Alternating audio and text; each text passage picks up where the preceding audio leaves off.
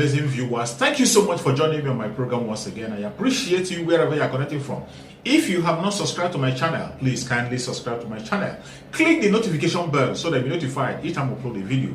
You will be among the first to receive it. Thank you so much and remain blessed. I'm being joined by a former federal lawmaker, Senator Shehu Sani. Thank you so much, distinguished, for coming tonight. Thank you for having me. Let me first and foremost, the president said he was going to replace them. But it does look like a lot of people thought that since the likes of Rotimi Amechi did not get a presidential ticket, because Akpabio couldn't get a presidential ticket, and a few others who also resigned, perhaps they were going to be returned to the cabinet. Did you also think so? And what did you make of the president's decision? Well, naturally, when you have a vacuum like this, with the resignation of the ministers and their entry into the political scene, it is incumbent on the president to nominate new set of ministers who will continue with the normal conduct of government and governance. And it has been habitual for this president to take a very long time before replacing a minister. As you can see, many of these ministers have been there for 8 years. But this time around, I think he's very conscious of the fact that time is against him, and there are projects that have been left uncompleted. For example, the railways under Rotimi Amechi. There is the need to have a head, one who will continue to steer those contracts, those agreements, so that at least the targets can be met. And in the case of Ministry of Niger Delta, both the minister and Minister of State resigned, so it was simply on autopilot. And there are issues that have to do with NNDC and NDDC, which need to be addressed. So what has been done with the names submitted to the Senate, I think, is in the right direction. And it is for the Senate to fix a date, screen them, so that they can continue with what they need to do. But I thought even that as critical as the Ministry of Transportation is, actually the former minister who has made pledges and promises of completing this rail line, some within this year, some next year, he should have been returned to ensure that all those contracts that were signed with China and Portugal and other financiers of our railway projects, at least he sees them to the end. Because it has been the culture in this country. Each time you have a new minister, projects are usually stalled when ideally there should be continuity in governance and activities of government. So what has been done is in order, but what is important is that they should be cleared by the Senate to return to work, because they have less than 8 to 9 months to fold up, but not putting anybody there can turn into a serious problem for the country. For those who are pessimistic, who thought that the president would not, would probably leave it and maybe just move people around in the cabinet, were you one of those who thought the president may not, those who have thought that the president is not the one who is quick to make this kind of appointments, he takes his time? Yeah, I was surprised to read that names were sent to the National Assembly, having that he has a non-record is notoriously for delaying appointments and being indecisive on issues. If you can recall history, before he appointed the ministers when he took over office in 2015, it took him many months. Is it 4 to 5 months? I don't know. And then there was a minister from Kogi State that died in a road crash. It also took eternity for him to appoint a new one. And then you have cases of replacement of Minister of Agriculture and that of Power. It also takes time for him to reshuffle.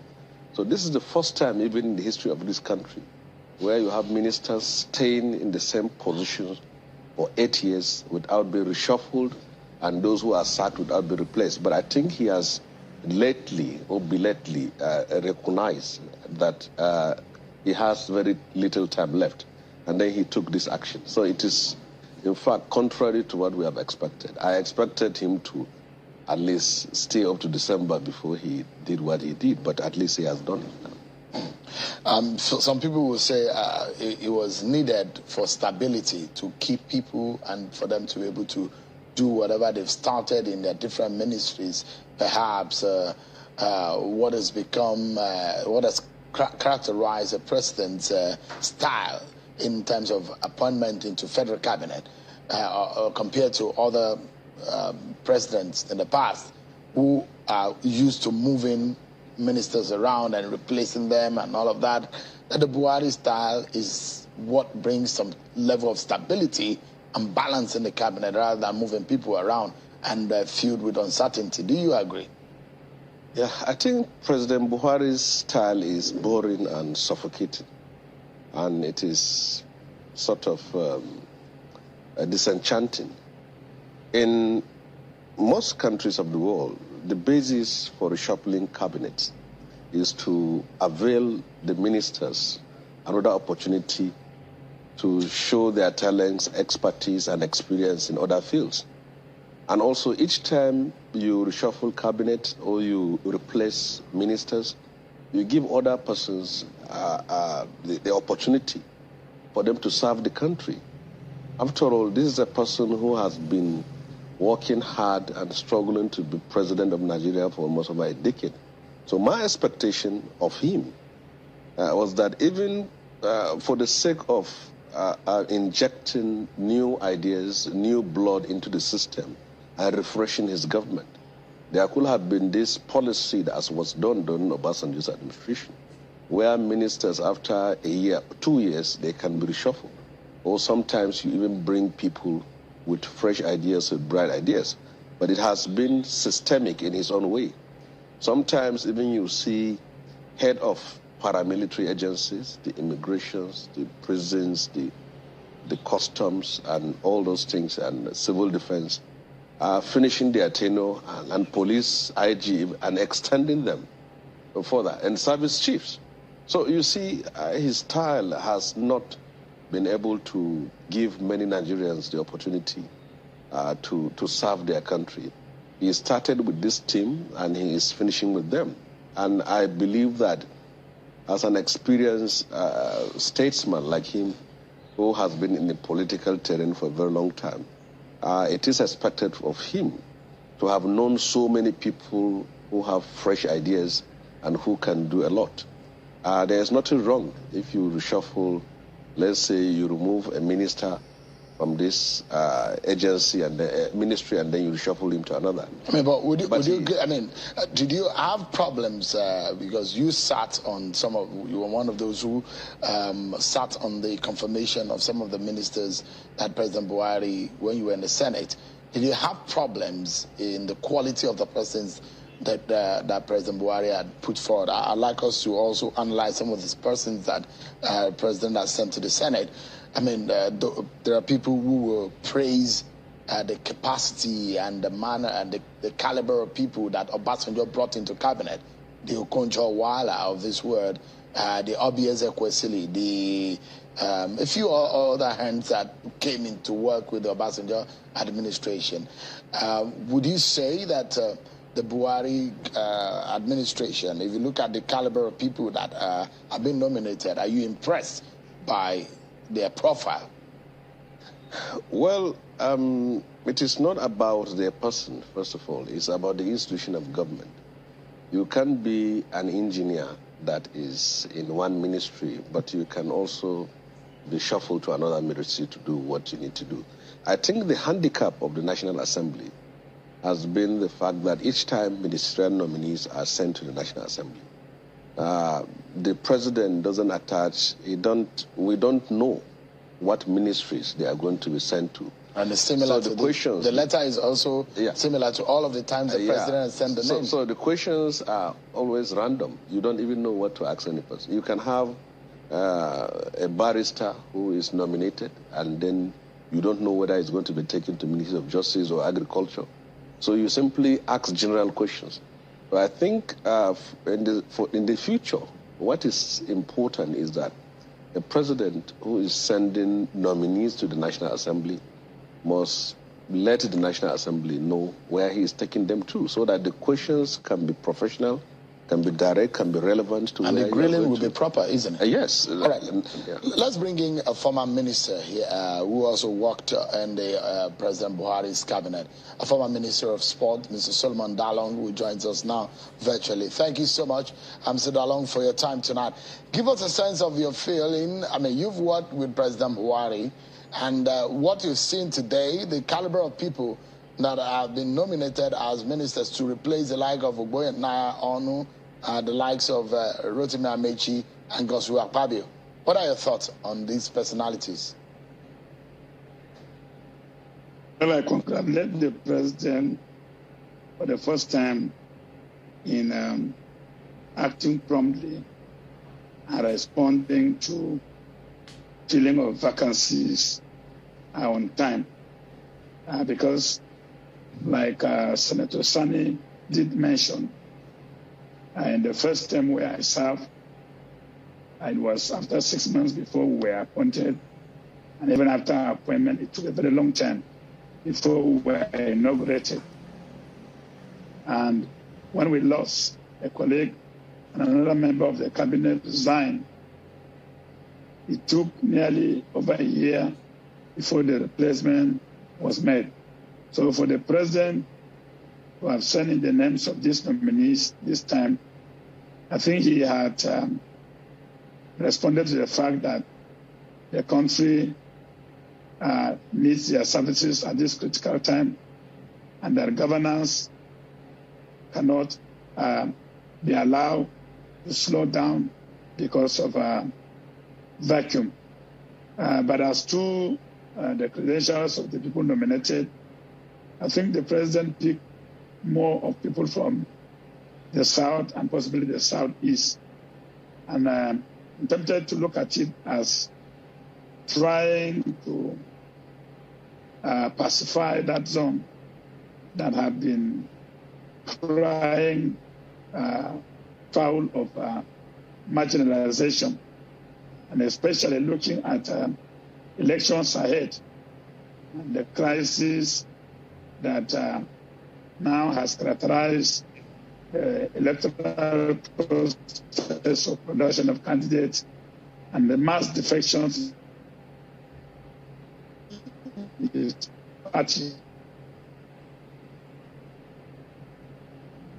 So, of course, okay, I mean, I imagine that, Mr. Dalong, try to stabilize. I imagine that some of these replacements are directly from the states where we saw some of the resignation. For example, and Ademola Adegoroye from Ondo State will probably be replacing Tayo Alasha Adura, who also resigned, and Udom Udi from River State will naturally will be replacing Rotimi Amechi, and also the likes of Umana, a former governorship candidate in Akwa Ibom State, naturally will be replacing Godswill Akpabio. So, in this sense, what does it feel like working in a Buhari cabinet, given your experience? Is it a cabinet you work that you have a free hand to work? Or, I mean, how would you describe or how would you predict their next 8 months or 7 months or thereabout in office would look like, comparing or looking at working in a Buhari cabinet, typically? Well, Buhari, as a person in his cabinet,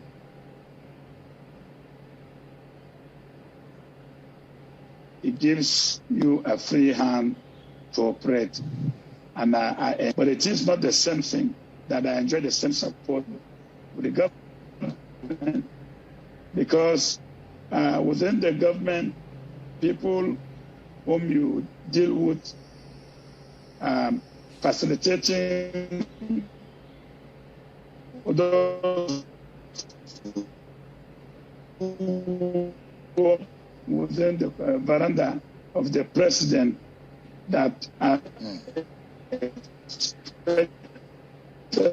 the audio quality there is very terrible. We'll try to see if it gets better, we'll come back to you, Mr. Dalong, the former Minister for Sport under the Buhari government in the first term. But, I mean, the same question that I asked Mr. Dalong is working under the Buhari government. Do you see, because now it is obvious that there's no more time. Do you imagine that there will be some speed, some energy that will be infused into the work mode in the cabinet now that they have just about 7 or 8 months to go?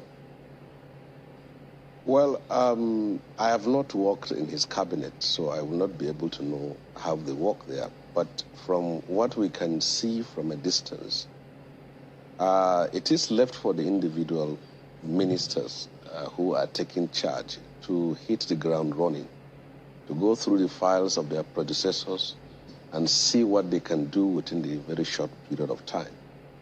But the government has been one that has always been very slow.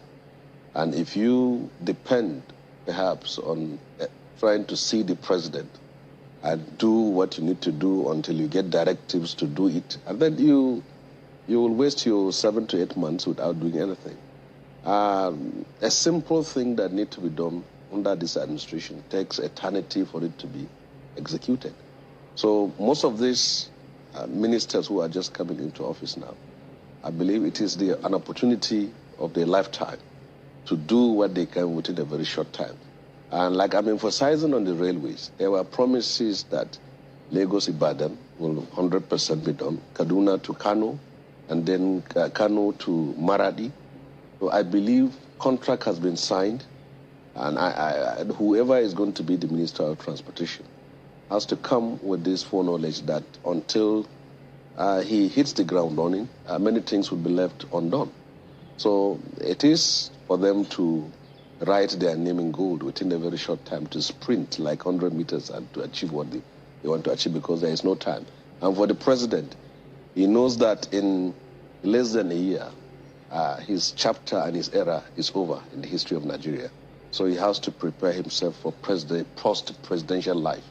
Either he comes to live with us in Kaduna, or he goes to Daura to go and stay. But we are expecting him to come back to Kaduna to us. And then all that you have done, you will be able to see it clearly by the time you're out of power.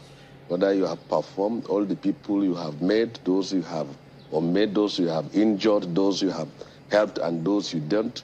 When you finish and you go back to your home, you'll be able to see.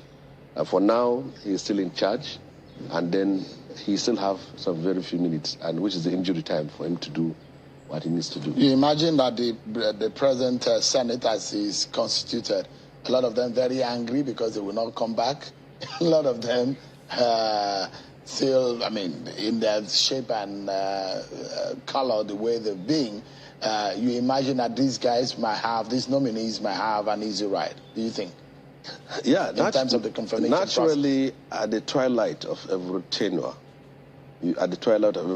you are bound to have this kind of changes. People decamping from one party to another, some gaining position, some losing it, some are angry and some are happy. This convulsion has been with us for almost two decades now. So there is virtually nothing they can do. All they can is simply to screen them, to pass them. And this is not like our own kind of Senate when we have to grill you to the last point. They are experts in approving everything. So they can just tell them to go after whatever. So, but for now, I think what is good is that they should do it as they have been used to, because there is virtually no time to waste. And for him, he has come to realization that with all the promises and pledges you make as a candidate prior to 2015, you will find out that you can't solve the problem of Nigeria as a magician. You simply have to do what you can and then leave others to continue. But what is most important, you should use the remaining period of time to secure the nation from terrorists and bandits and try to do what he can to stabilize the country and conduct free, fair, and credible elections. If he is able to conduct an election without interference, as we have seen they have done in their APC, trying to nominate this person as they shouldn't interfere, allow transparency, and then hand over to whoever wins. I think that will be his last legacy as far as his era is concerned. On a final note, a lot of people had said, look, INEC's schedule of activities that allows for almost 8 months of campaign, that it will be injurious to governance because attention will be on the campaigns and preparing for elections.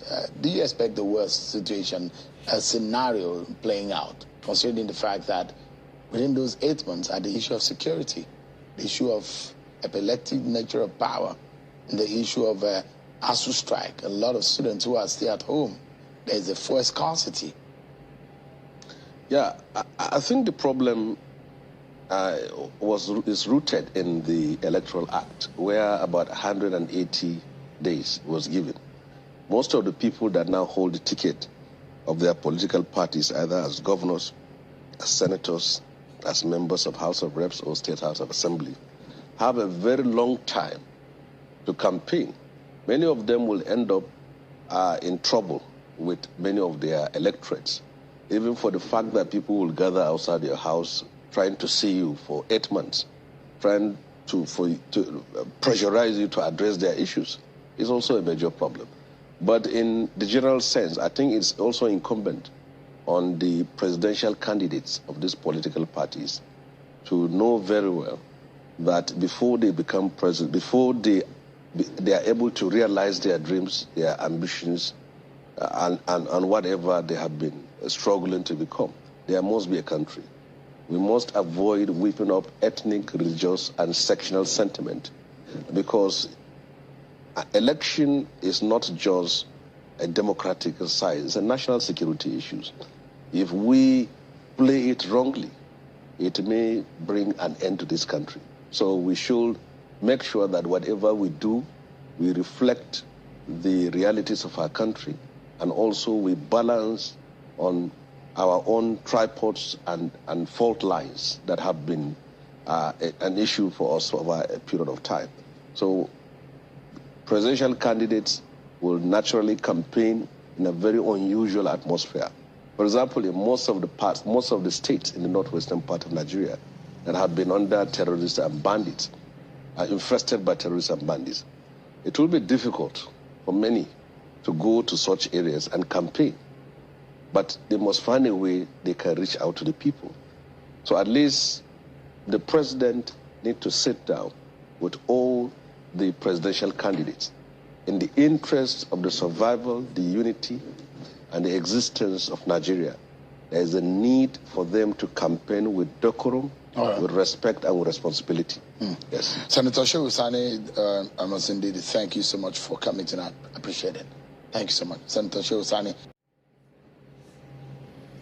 Thank you so much for your patience to watch from the beginning to the end. I hope you have learned something from the video you have just watched. The video you have just watched is to bring information to your doorstep and for educational purpose. It is not to demonize anybody. Let us watch continuously and see who can be able to make a sense out of every nonsense we are seeing. We must continue. We move. It doesn't matter what they do. It doesn't matter what they say. They will kill us. We will kill them.